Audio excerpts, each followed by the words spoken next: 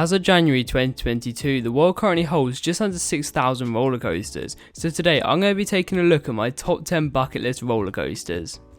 Number 10, Wildfire at Kolmården. Possibly the most beautiful roller coaster ever created is located in Sweden. Built by Rocky Mountain Construction in 2016, this coaster just looks amazing. As you approach the top of the lift hill, you'll get some of the best views on any roller coaster before heading down the 160-foot drop, and I honestly can't imagine how this would feel in the back row. But what is so unique about Wildfire is that it goes over a hill, and just like most coasters, it uses it to its advantage. But apart from this, I would predict that the standout element would be the zero-G stall, and as much as you can find so many RMCs around the world, I still think this, along with the setting, will make for one of the best roller coasters ever built. Number 9, the Voyage at Holiday World. Another wooden roller coaster to make the list is also the second longest in the world, and unlike Wildfire, this is built by the Gravity Group. This is one of the most well-known roller coaster manufacturers around the world. However, there are some of their coasters which are on the smaller scale. However, the Voyage is the complete opposite. It stands at just over 150 feet tall, which makes it one of the tallest wooden roller coasters. Where the Voyage has its strengths is within the airtime, and from the POV it looks like you're going to be getting this after every hill. But the reason this coaster isn't high on my list is due to it looking a bit rough, and this could be completely wrong. However, it just looks like the train shakes quite a bit. However, you can't doubt that this is like one of the best wooden roller coasters. Number 8, Hakuga and Nagashima Sparland. Another RMC to make the list is arguably one of their best creations, and that's due to it having one of the most incredible layouts. To start off with, it looks like you're going to have one of the best first drops on any roller coaster, and that's due to it having an angle of 80 degrees. But after this, you head run a couple more turns and into arguably the best part of the ride, which is the zero-G stall. And from the looks of it, it looks like it could be one of the best elements at day, and also night. And the reason why I say night is due to a lot of the element being under the structure. And from the POV, it looks like this could be one of the best night rides in the whole of Japan. So with all of that, there is no reason to skip up on a visit to Nagashima Sparland. Number 7, Zadra Energylandia. Arguably one of the best roller coasters in Europe is located at Poland. Built by Rocky Mountain Construction in 2019, this is one of the best roller coasters on earth, and the reason why I say this is due to the coaster and some of the best pacing on any RMC. But what makes this coaster so intriguing is all of the elements. To start off with, the zero-G stall is one of the best elements anywhere in the world, and as much as this one looks amazing, I still give Hakuga the edge due to it being a little bit more unique. However, after you head up into 2 more inversions and also a ton of airtime, and as much as this coaster will have airtime, from the POV it looks like it focuses more on speed than airtime. However, it still looks like an amazing roller coaster and will likely be the best roller coaster in Europe.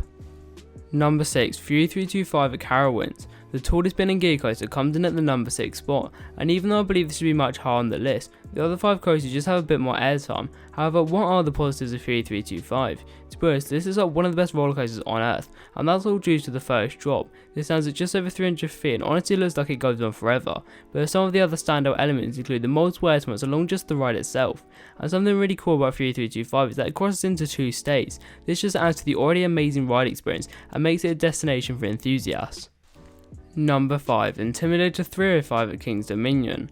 The coaster is most well known for being the most intense roller coaster on the planet, and as much as I love airtime, in my opinion intensity doesn't fall that far behind. From the POV it looks like the most intense part of the coaster will be the turn after the first drop.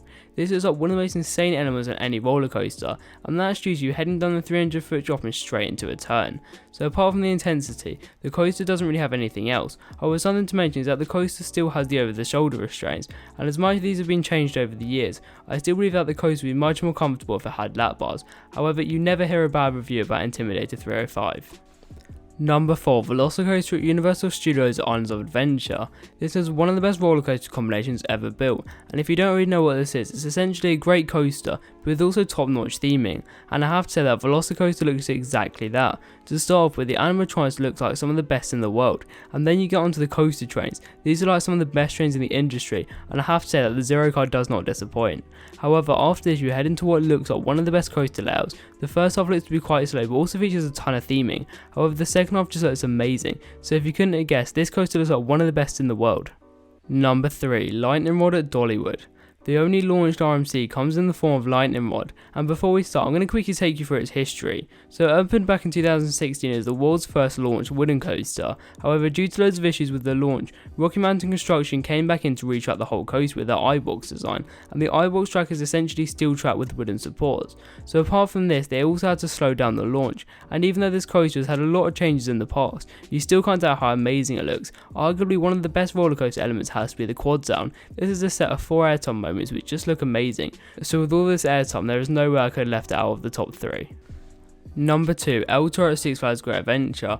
Arguably the best wooden roller coaster of all time comes in at number 2, and as much as the theming is nowhere near to the extent of Velocicoaster, it looks like the airtime would more than make up for it. The first standout element will likely be the first drop, and I honestly can't imagine how this would feel in the back row, as it looks like the back few cars just gets thrown over it. However, after this you head up into what looks like two of the most insane airtime moments, and where coasters usually take these at quite a slow speed, El Toro is the complete opposite. However, one section which everyone always likes to talk about is the airtime hill just after the straight track. This honestly just looks amazing, and I'm sure this would be worth the trip alone.